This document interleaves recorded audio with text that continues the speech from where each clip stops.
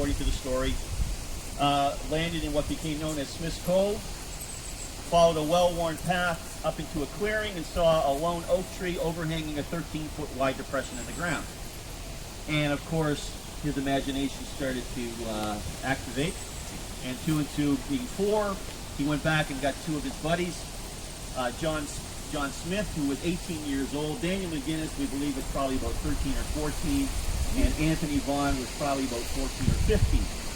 Now, they came back to the island the next day with picks and shovels and pry bars and buckets and every piece of equipment they could get their hands on. They didn't need all that. All they needed was a bucket and a shovel. Because as they started digging down, they went down about 2 feet, they hit a layer of flagstones. Now, flagstones are not native to Oak Island. They believe they were brought here from about 7 or 8 kilometers up the road, which would be Gold River.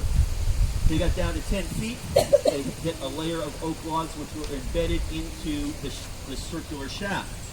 Now, as they're digging down, they can see pick marks in the sides of the shaft, and so they're not digging into virgin soil. This is very loose soil sitting on top of these oak logs. Got down to 20 feet, hit another layer of oak logs, and according to some stories, they stopped at 25, and they stopped at 30. Irregardless, they just realized that this is just too much for 3 young boys to do. So, what they do is they basically fill it in. The next day, John Smith goes to, this was June 26th, he goes to Shurham, or Chester at the time, and he buys lot 18, where the money pit is. Eventually, he owns most of the eastern end of the island.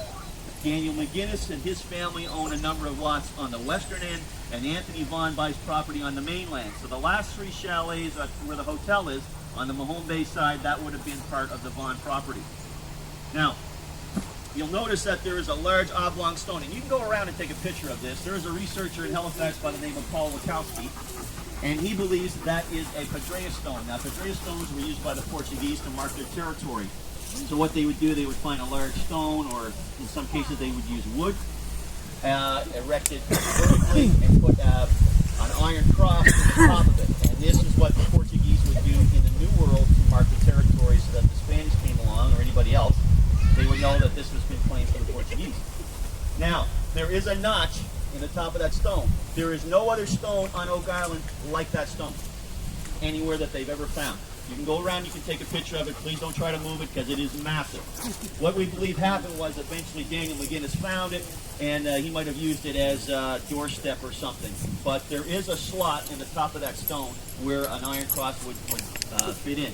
Paul Wachowski believes that the Portuguese were here prior to anyone else, claimed this territory from Portugal, and erected this, and then whoever came after this, probably the original depositors of the money pit and the treasure that they've been looking for 217 years and counting, saw the Padrea stone, realized what it was, knocked it down, threw the cross either in the ocean or buried it somewhere on Oak Island. But there is, strangely enough, a notch in the top of that stone.